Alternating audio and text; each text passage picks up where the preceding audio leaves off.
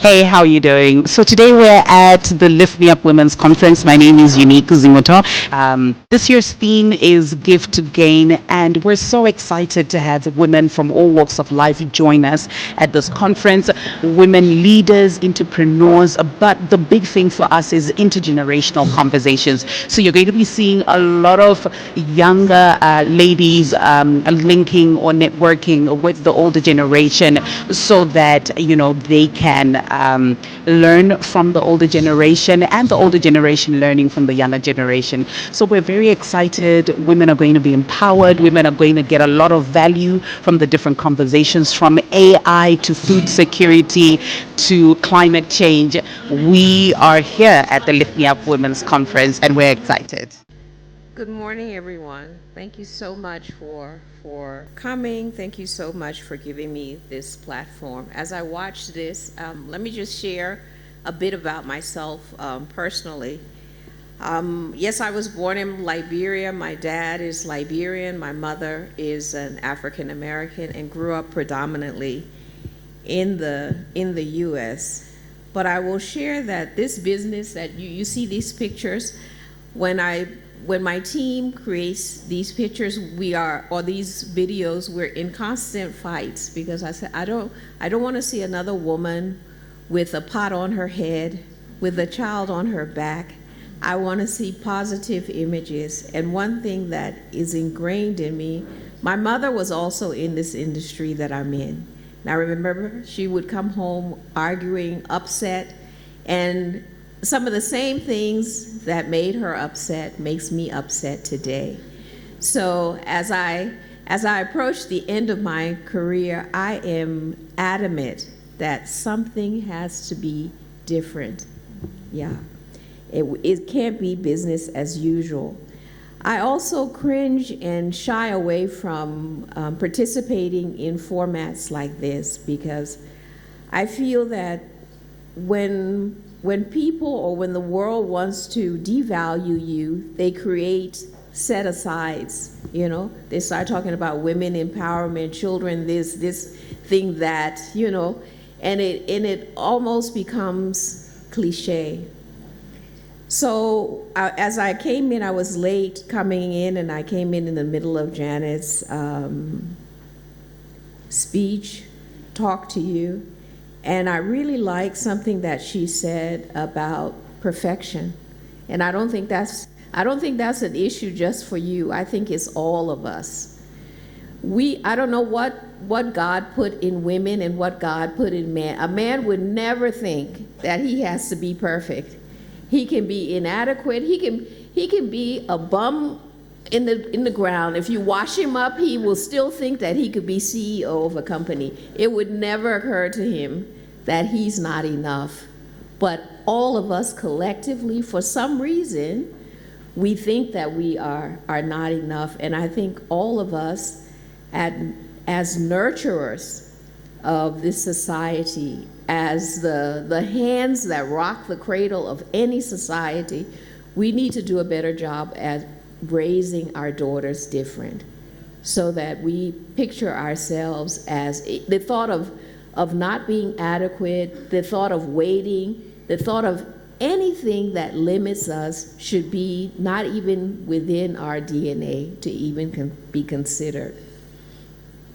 So that said, one of the issues I have is that we belong. We should never consider ourselves as not belonging, never consider ourselves as not being enough.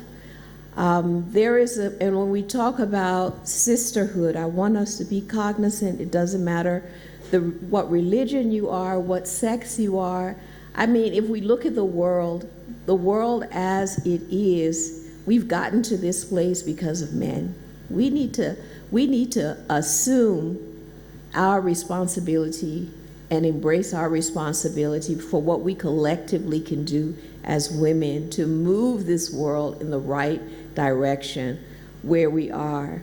And as I was preparing for this presentation, you surf the internet and you going through TikTok or whatever, and something came up that I think humans are only one of 3 animals in the world where females go through menopause.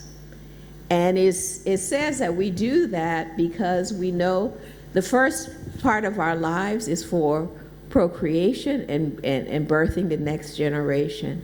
And the next part of our lives is to protect that by nurturing, by making sure we pass on those lessons to each other.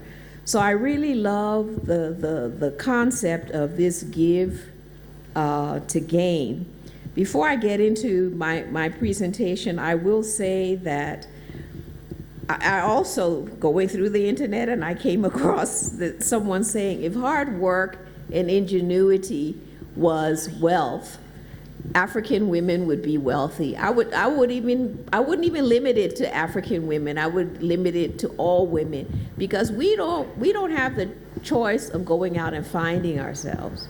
We know we have to hustle, and that is ingrained in us from birth, that we somehow or another we have to make $1 out of 15 cents always, and we do it quietly. A man, if he learned to do that, he would become like a Zuckerberg or Elon Musk or whatever, and the pathways would be open up to him quite easily. So this theme about give to gain, I like the part where it says give, but I don't like necessarily the part that says to gain. It reminds me of Ecclesiastes, chapter 11, verse 1. It says, "Cast thy bread upon the waters, for thou shalt find it after many days." And I think that that's the embodiment of this give to gain. I also think it's not wasted on me that, yes, in giving, meaning giving of ourselves, giving of our talent, giving of opportunity, and giving of chances to other women where we're not comparing ourselves with each other. And I think the very act of comparing means that you feel inferior. That is my philosophy. And centered on that, in my evolution growing up, my mom made me read a book. She made me read it at 8 years old, at 12 years old, at 16 years old, and as an adult, I must have read it about 5 or 6 times. And that book is called I'm Okay and You're Okay. And I find that whether they're male or female, the worst people in the world are people who don't feel that they're okay. Because if you feel that you're okay, everybody else that looks like you, whether they look like you, talk like you, act like you, you're going to think that they are okay. You're going to assign the very best in others because you assume that you are the very best. And I think it's important that we as women, we like to be the only one in the room. We will say, I was the first woman to become so-and-so. I was the first Asian woman to become so-and-so. I was the first white woman to become so-and-so, the first black woman to become so-and-so. You never hear a man telling you he was the first to be an astronaut, first man to become an astronaut. He's just an astronaut, period. And for me, there is strength in numbers. If you are the only one in the room, people only have to worry about taking one person out. But if you are a whole nation, no one can take you out. And you see it. I started my career out. I was in finance. I worked with some large money center banks and Ernst & Young, and I started my career out, and I would watch men in the room. Someone would say something and everyone would be talking about it as if championing it, and a woman would say something, and the other women radio silence. When you're in a room and you say something and someone say, "Oh, Narai, that's I like what Narai say. Just looking at what she says, building on what Naraya said, building on what Janice said. That's affirmation. And when we don't do it for each other, nobody will do it for us. Men, they do that. And to me, that is the giving. We have to give each other that space, that platform. Nobody will do it for us. So when you're promoted, when you have access, you're not just getting access for you. You have to be the gatekeeper to hold the door open for another woman. I don't care whether you all share the same principles. I don't care if you all share the same religion. I don't care if you all share the same age. You must hold the door open for another woman. Because a man, he may not like his fellow man, but you will never see them fighting in public as you will see our dialogue. And I think that is extremely important for giving to gain. There has to be, when we talk about intentionality, that's precisely why I didn't start off using the jargon of the day, because I wanted to give examples of what being intentional is. It's almost building blocks that we go through daily about how do I uplift another woman. If you see your sister, and I don't mean your biological sister, another person doing something that is harmful to themselves, or you see them projecting an image that's not, you don't feel that is appropriate for her, and it's certainly not the way you look at that particular woman, you need to go to her and you need to tell her, whatever it is that you're feeling, I'm not looking at you that way. And whatever it is that you think you have to be projecting, you are enough just as you are. And we all can be instrumental in doing that. So I think it's extremely important that when we speak of give to gain, is that we know that where I come from in Liberia, we have a saying that if you do good for yourself. And if you do bad, you do bad for yourself. And in that lifting up of women, my intent is that I'm doing this for me. I'm also doing this that if I have a daughter or a niece or somebody a young woman that I love and care for, I would like them in their journey. If Barbara is absent, I would like them to come across a Barbara. And therefore, that's part of why I give of myself. I think it's extremely, extremely important for us to, we tend to talk a lot, but in order for people to take you seriously, I think people need to see that you're actually walking the talk. You know, it's one thing to say that we're doing this, but it's also for people to believe what you're doing is that they should see it in how you live your life, how you treat others, how you engage with others, how you listen to others. I think is extremely important. I'm looking at Chris in the background who wrote this speech, and he's seeing that I'm not even following his speech. So I'm very sorry about that, Chris. It was an excellent speech, but I'm not. So my journey with WFP, and this is my second stint in WFP. I was here before during the hyperinflations from 2008 to 2012. And I'm back now in a completely different capacity.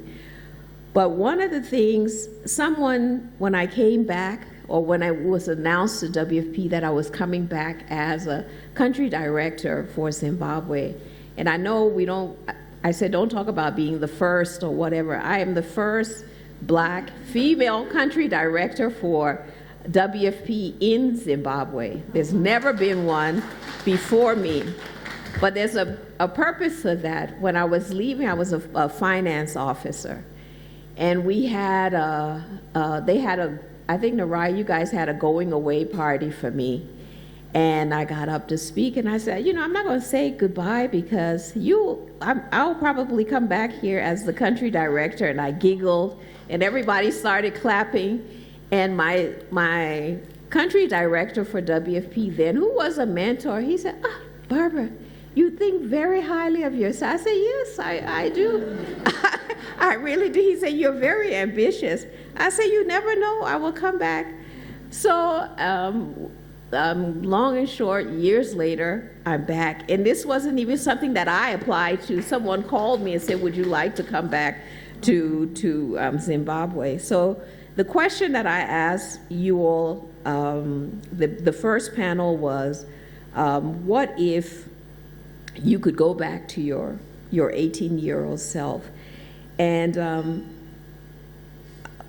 I wasn't confident at 18 years old, and that's why I started my speech off that a man would these self-doubts would never come into their minds. And when I look back at myself, I say, you were awesome. You were just fantastic. The idea that you would think that there was something missing is preposterous. And when I speak to my staff, many of them, I guess they feel they're under attack, because my point is, why not? If somebody else is doing it, or if something is happening, why can't we pursue this? We all have heard about what's going on in the aid industry. USAID is no more, funding is down. And I said, so what else are you going to do? Are you going to fold up your tent and go home and die? No. They're not the only game in town, and they're not the only solution in town. What else are we going to do? And this is the mantra that I'm passing on, because in my mind, I remember my 18-year-old self. I would have been cringing, thinking that I can't do it. And the older I get, the more I go through life, the more I have an absolutely tremendous appreciation for my mother, who was 4 feet 11 inches, tiny little thing, and she would tell me, why can't you do it, And this is a woman. I tell this story that she had many sisters, but I don't know what their parents did put something in them. I had no idea, but I had an aunt like her. My aunt applied to go to Harvard University. She was the youngest of 13 kids in the U.S., and she applied to go to Harvard. We used to go spend summers with her, and she had a VW Beetle, and she put us in this. She applied to Harvard, and they rejected her. She put us in this Beetle. We drove from New York to Boston, and she went to see the dean of Harvard. There were 3 of us, 3 of her nieces that was with her. And they said, oh, the dean can't see you. We sat in that lobby all day. And finally, this old white guy came out, and the secretary said that this is Miss Workman. She's been waiting to see you. And he was like, for what? And she said, well, I applied to Harvard, and you rejected me. And he said, Miss Workman, we only hire the best and the brightest. We only recruit the best and the brightest at Harvard. She said, I know that, so I know you made a mistake, so you need to. And this guy, I remember, it was a pivotal moment, because I remember he just stood up, looked at her, he said, come on into my office. And whatever he did or didn't do or whatever, and that's how she got into Harvard. So that's the type of family that I come from. And my thing is, if you're breathing, if you're standing upright, if somebody told me that you are not mentally challenged, you can do it. I don't accept that this cannot be done. And, I apologize to my staff if I come across as, really aggressive. I said, no, but And it's an aggression, not because I just want to have my way, but it's an aggression because if you don't embrace that, you will forever be behind. You will forever, whether you're male, whether you're female, you can do it. And if that's the lesson that I want to pass on. And there is purpose in small beginnings. Let me not just completely ignore the topic. There is purpose in small beginnings. You have to start with something. And this thing, going back to the Bible, that you have to be master of small things. You have to, because when God gives you a resource, he doesn't start by putting you in charge of large things. He wants to see, can you manage the small things? Are you good stewards over the small things? So that this idea of intentionality comes from building on small things. I tell staff, you come in at 8, I've asked you for something yesterday. You should not wait until I come to you for something big. What is it? The first thing you should do, Barbara, here is what it is. Because people are banking those things. Can you be trusted with the small things? So when we speak of growing scalability, start with what you can do. And in starting with what you can do, I feel is an act of faith with all your doubt, with all the things that the media is throwing in front of you that is impossible. Ashley was talking about the cattle bank. With all things you are saving small. It's not a lot of money, but it's what you're starting with. Big things will come, because if you don't learn to be master of smaller things, you're not going to be master of big things.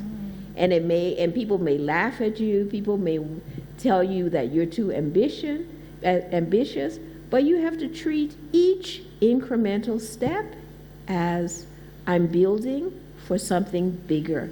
You doubt, but on sheer faith alone, you're going to propel yourself to a place where you cannot even imagine. And to me, I'm a living testimony. Although I was espousing to be this, always doubt in my mind that I would have it. I'll close with just giving you all a concrete and most recent, with all that's happening in the aid industry, WFP is finally coming to the conclusion that does it make sense for us to have locations in 70 countries? Can we cluster? And before I came to Zimbabwe in this capacity, I was in Ghana. Really wanted to stay in Ghana, and I called several people and said, why don't you cluster the Ghana country office with Liberia, with Sierra Leone, and some others, all with a view that then if it's under Ghana, my portfolio would increase, I would get a bigger grade or whatever. And, that wasn't happening. They said, well, why come to Zimbabwe? I said, okay, I can still get a promotion and I can go to Zimbabwe. But with that in mind, with all of this happening, what does God deliver to me?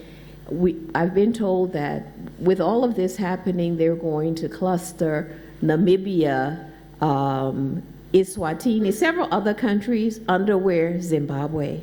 So when you don't even you don't even know, in my little mind, I thought Ghana was the thing, but God was saying there's something bigger. So giving of yourself to gain, or giving of yourself for you know not what, but the universe will return it to you. And we as women, we need to lift each other's up. We need to be intentional about it.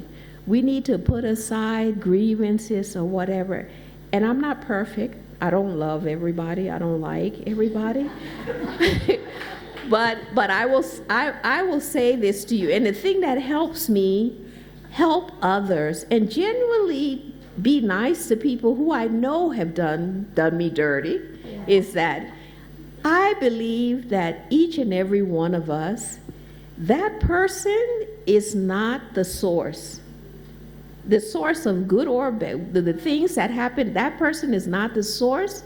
They're the instrument. And they're the instrument. I don't know what you believe, but I believe in God. But that, for me, that person is the instrument whereby which God has heard my prayers, knows the talents that he has given me, knows the plans that he has made for me, and he is using that person to get me there. So don't waste your time, your energy on trying to revenge, trying to hate. Don't forget, don't be a walking doormat for people, but definitely don't waste your energy on seeking to do something bad. Move on. Because even you will maybe someday get on your knees and pray to God, enough. Don't harm that person. So in closing, give, yes, to gain, but give with faith that what you're doing, you are the instrument that the Lord is using to uplift someone. And I think it has served me well. It has never failed me. And even when I have friends that say, oh, Barbara, how can you do this? So you know what, I don't care. Because I know that if I were to have harmed you, and here you coming to help me, you think that makes me feel good? No, it doesn't.